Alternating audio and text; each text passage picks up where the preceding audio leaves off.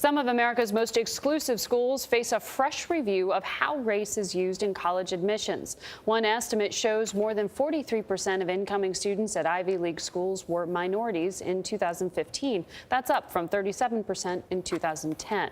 The Trump administration is now investigating a series of complaints against Harvard, claiming it puts Asian American students at a disadvantage. In an interview you'll see only on CBS This Morning, Tony Dokoupil spoke to an Ivy League president who says race should indeed be part of the admissions process. Tony, good morning.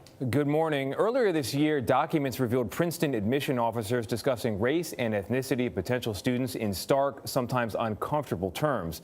Princeton president says it's a controversial process to be sure, but he also says a race-conscious approach is necessary. If we wanted to, we could take students who had only perfect GPAs and only perfect board scores and fill a class with them. Princeton President Chris Eisgruber will soon welcome a new freshman class, packed with some of the best students in America. But every year, his admissions officers are considering more than just academics. Let's be clear about this. As part of our policy, we do take race and ethnicity into account in building a diverse campus. The Supreme Court has ruled repeatedly that race is an acceptable factor in college admissions. We want our students to go out in the world and have an impact in a multicultural and diverse society. And to produce those kinds of students, we need to have a diverse student body on this campus. But a group called Students for Fair Admissions is accusing elite colleges of discriminating against Asian American and white students, using illegal caps on enrollment and higher academic standards for admission. In a Washington Post op-ed, the group's president, Edward Blum, writes that racial preferences punish better qualified individuals and pit Americans against one another. I had a 2230 in SAT, not a perfect score, but still not bad. I had a perfect score on the ACT, as well as a 4.67 GPA, I believe.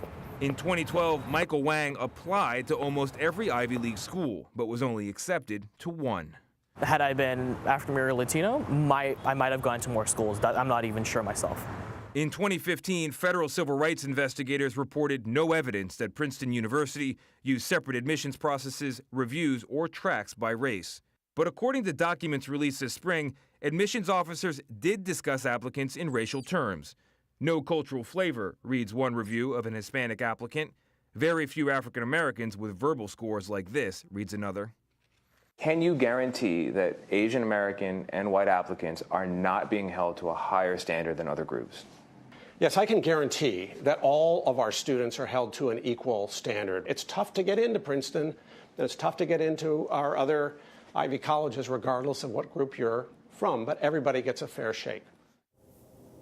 Harvard also stands by its policy to consider race to enroll a diverse class of students. In a statement to CBS News, the university told us Harvard's admissions process considers each applicant as a whole person, and we review many factors consistent with the legal standards established by the U.S. Supreme Court. Vlad? Tony, thank you.